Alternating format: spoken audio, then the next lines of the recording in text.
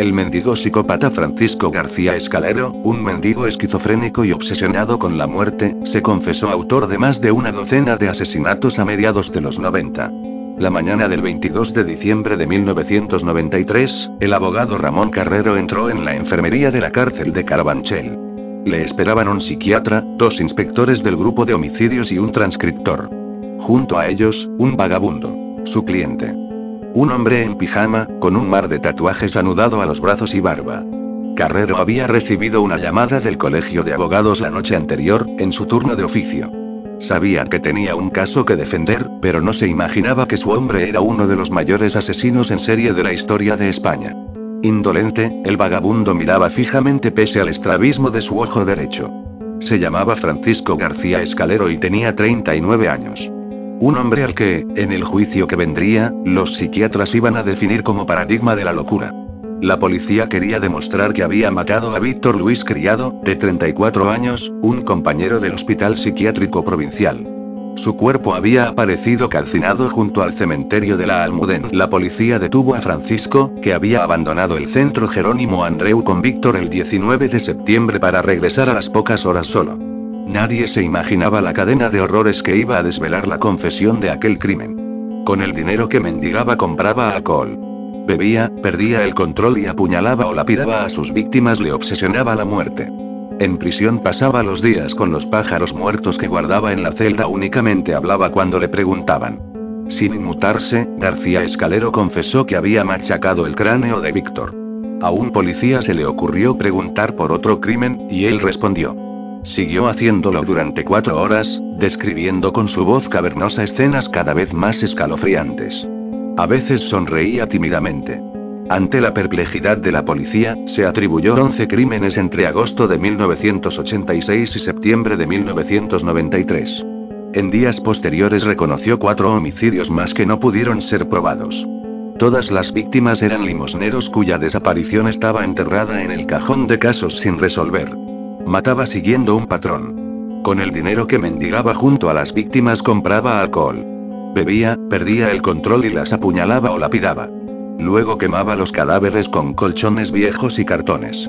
En ocasiones les rebanaba los pulpejos de los dedos para dificultar su identificación. 3 de los muertos aparecieron en un pozo de la Cuesta del Sagrado Corazón.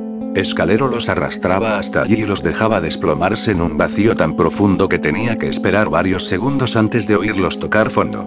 Para la prensa, Escalero se convirtió en el mendigo psicópata o el matamendigos.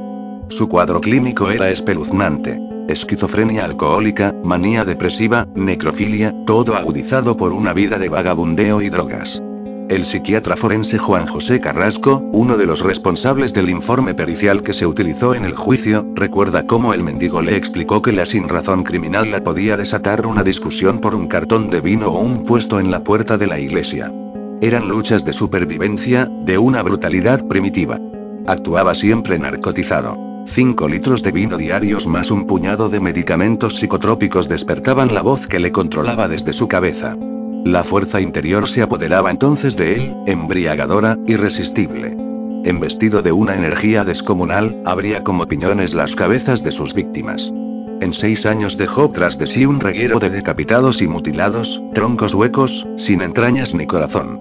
En parte de los ataques le acompañó su cómplice, Ángel Serrano, el Rubio. Fueron 7 años de asociación criminal, pero Escalero no era un sentimental. Acabó convirtiendo en papilla la cabeza del Rubio la noche del 29 de julio de 1993. La sexualidad atormentada del matamendigos está detrás de muchas de sus agresiones.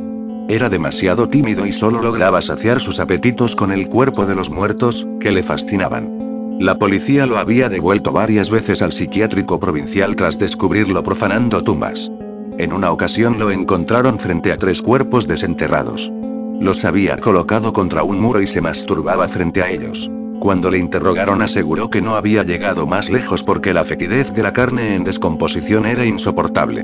Solo una persona sobrevivió a sus ataques. Ernesta de la Oca, una limosnera a la que Escalero y el Rubio acorralaron en un 7-Eleven de la Avenida de América, la arrastraron a la calle ante la mirada indiferente del guardia de seguridad y violaron en un descampado. La golpearon hasta que creyeron que estaba muerta. La mujer compareció en el juicio con el rostro cosido a navajazos y pedradas. No me dejaban. Me tocaban como en un juego de imaginación. Les movía como una potencia. Si quieres matarla, mátala, recuerda Ernesta que le dijo Escalero a el rubio con displicencia mientras fumaba un cigarrillo y contemplaba la tortura. Después de declarar, Ernesta volvió a desvanecerse en su oscura noche de cartones de vino barato. La casa de Escalero, un antiguo chamizo que hoy corresponde al número 36 de la calle de Marcelino Roa Vázquez, está a unos 200 metros del cementerio de la Almudencia. Su madre, Gregoria, murió el año pasado. Los vecinos recuerdan a la familia como un grupo extraño. El único miembro que sigue vivo, el hermano de Francisco, pasa una vez al mes por la zapatería de la calle para pagar la comunidad. Los problemas entre Francisco y los vecinos eran constantes. Creía que le perseguían, que le espiaban miles de orejas pegadas a su puerta. En un rapto de locura tiró a una vecina por las escaleras. Fue un paso más en un camino hacia el vacío que arrancaba de las lápidas entre las que Escalero consumió su infancia. Nació en 1954 en Madrid. Su padre, un albañil curtido en la miseria del campo de Zamora, le golpeaba con frecuencia. No entendía el culto a la muerte de su hijo, sus paseos de madrugada por el camposanto, los cortes que se infligía o su afición a arrojarse ante los coches.